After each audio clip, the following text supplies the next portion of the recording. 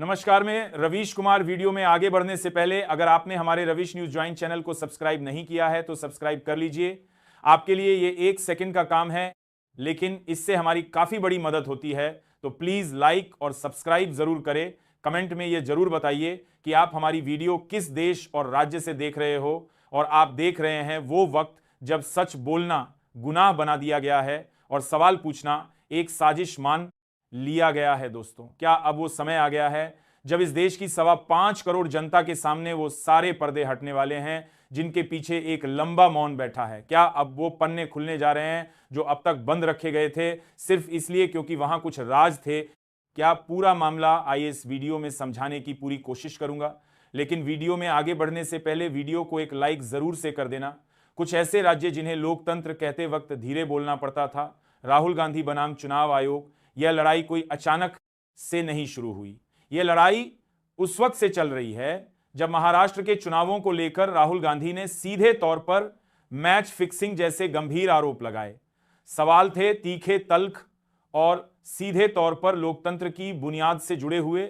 लेकिन जब सवाल चुनाव आयोग से थे तो जवाब भारतीय जनता पार्टी क्यों दे रही थी? यह लोकतंत्र का कौन सा नया अध्याय है जहां सवाल उठाए जाते हैं एक संस्था पर और जवाब देता है एक दल? राहुल गांधी लगातार ट्वीट कर रहे थे, आरोप लग रहे थे कि चुनाव में धांधली हुई, वह पूछ रहे थे क्या वाकई यह लोकतंत्र है या सिर्फ एक चुनी हुई स्क्रिप्ट का अभिनय? लेकिन जवाब में क्या मिला? राहुल गांधी हार की बौखलाहट में है। ये शब्द नहीं है, ये रवैया है। ये वही रवैया है जो हर सवाल को अपमान समझता है, जो हर आलोचना को राष्ट्रद्रोह में बदल देता है। अब सवाल यह है, क्या हम सिर्फ दर्शक हैं इस तमाशे के या अब कोई फैसला भी लेना है?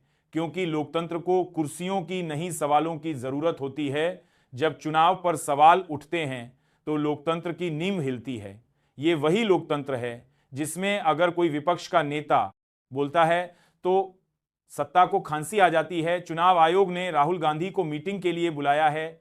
जी हां, अब जब चुनाव पर मैच फिक्सिंग जैसे शब्द गूंजते हैं तो आयोग की दीवारों में भी हलचल होती है।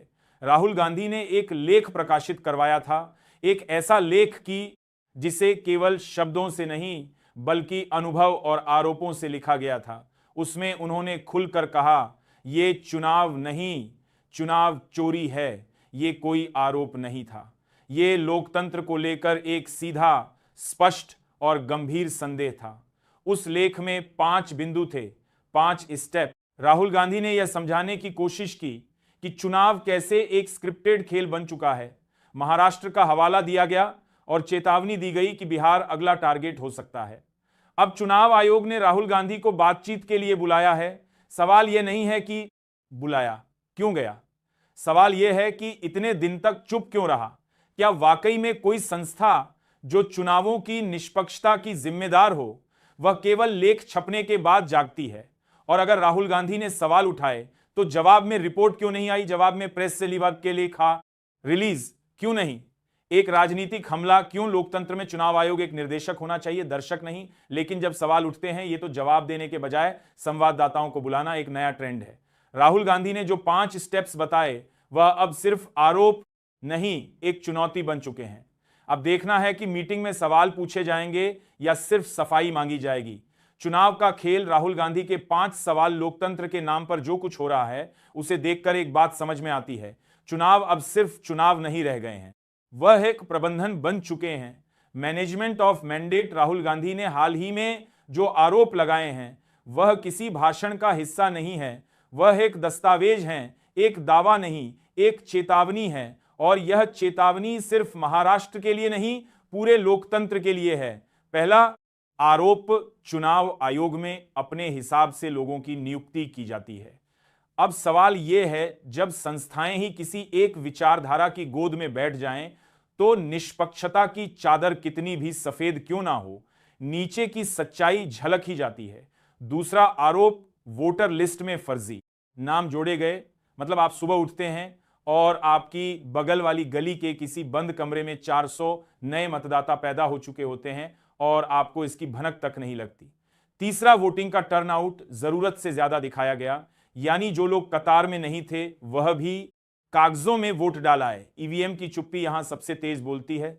चौथा, जहां भाजपा हार रही थी वहां फर्जी वोट डलवाए गए।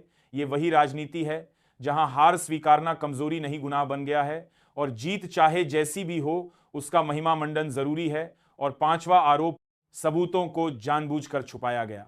अब यह बात सिर्फ एक नेता की नहीं है, यह सवाल हर उस नागरिक का है जो लोकतंत्र में सिर्फ वोटर नहीं भागीदार बनना चाहता है। राहुल गांधी ने कहा, जो टीम धोखा देती है वो भले ही जीत जाए, लेकिन इससे संस्थाएं कमजोर होती हैं और जनता का भरोसा टूटता है।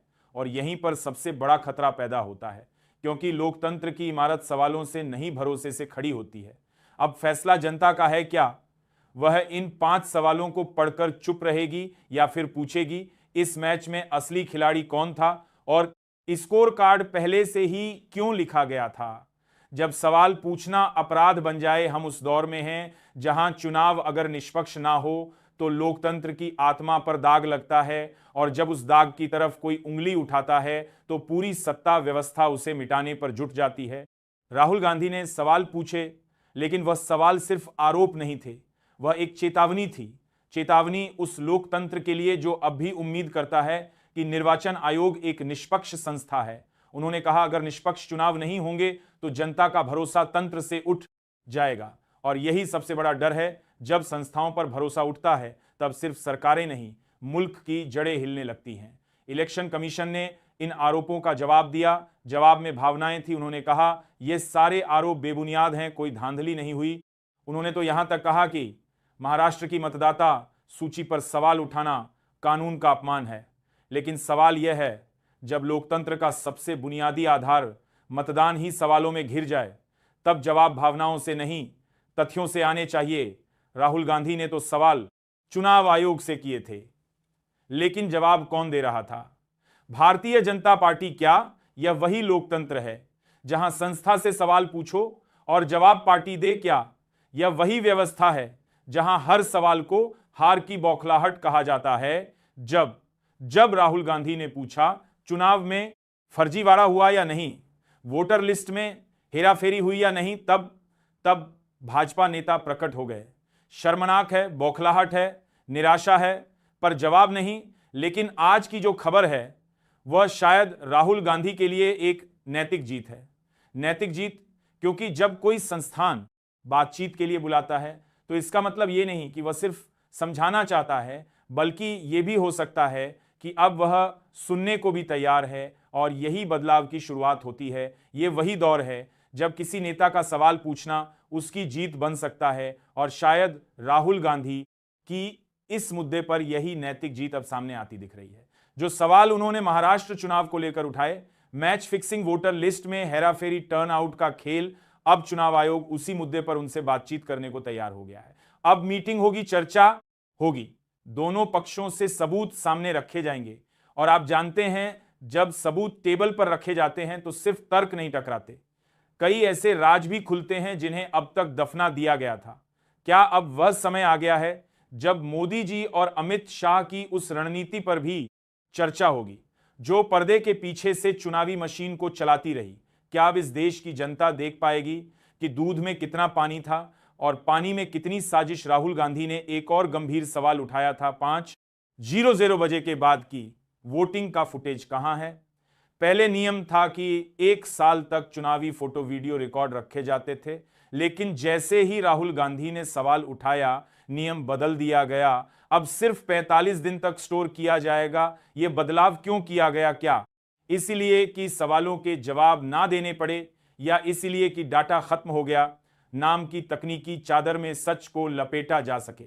जब संस्थाएं जवाब नहीं देती तो उनका मौन सबसे तेज बोलता है। और अब जब चुनाव आयोग ने राहुल गांधी को बुलाया है तो शायद वह आवाज अब दीवारों से टकराकर लौटेगी नहीं, बल्कि फाइलों के बंद कोनों से निकलकर संसद की गूंज, जिससे जवाब चाहिए था वही सबूत मिटा रहा है। आपकी क्या राय है? आप हमें कमेंट करके बताइए। चलो मिलते हैं एक और वीडियो के साथ।